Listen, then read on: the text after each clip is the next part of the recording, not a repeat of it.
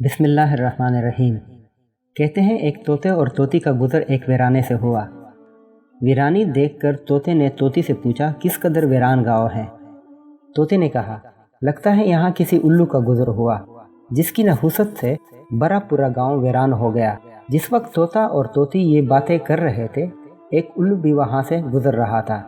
جس نے یہ گفتگو سنی تو رک گیا اور بولا تم لوگ گاؤں میں مسافر لگتے ہو، آج رات میرے پاس ٹھہرو، کھانا کھاؤ، کل چلے جانا۔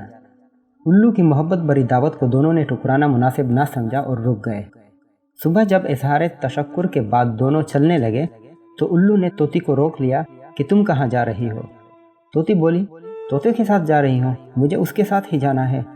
الو نے کہا مگر تم تو طوطی نہیں، میری بیوی ہو، یہاں رہو، طوطے کے ساتھ جانے کی ضد نہ کرو۔ طوطا بہت بگڑا اور کہنے لگا یہ تم کیا کہہ رہے ہو؟ اپنی حیت کا ضائع رنگ دیکھو، پھر طوطے کو اپنی بیوی کہو، ہم دونوں کو پریشان نہ کرو اور جانے دو۔ معاملہ بڑھا تو الو نے تجویز پیش کی کہ آپس میں جھگڑنے کی بجائے ہم قاضی کے پاس چلتے ہیں، قاضی کا فیصلہ ہم دونوں کو قبول ہوگا۔ یہ معقول تجویز سن کر طوطا مان گیا۔ تینوں قاضی کی عدالت میں پیش ہوئے اور اپنا مقدمہ پیش کیا۔ الو اور طوطے کی ساری داستان سن کر قاضی نے فیصلہ سنایا کہ بادی النظر میں الو کا موقف درست ہے۔ طوطا معقول شواہد پیش نہیں کر سکا، لہٰذا طوطے کے ساتھ جانے کی ضد نہ کرے اور الو کی بیوی بن کر رہے۔ بے انصافی پر طوطا بہت تل ملایا، مگر قاضی کا فیصلہ تھا، ماننا پڑا اور طوطی کو چھوڑ کر اپنی راہ لی۔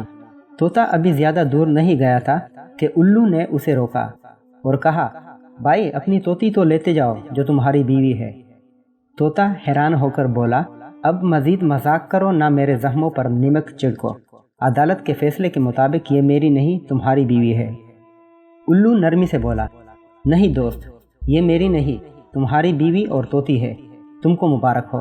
میں صرف یہ بتانا چاہتا تھا کہ بستیاں اور گاؤں الو ویران نہیں کرتے، ویرانی تب ڈیرے ڈالتی ہے جب ان بستیوں سے انصاف اٹھ جاتا ہے اور بے انصافی کا دور دوبارہ ہوتا ہے۔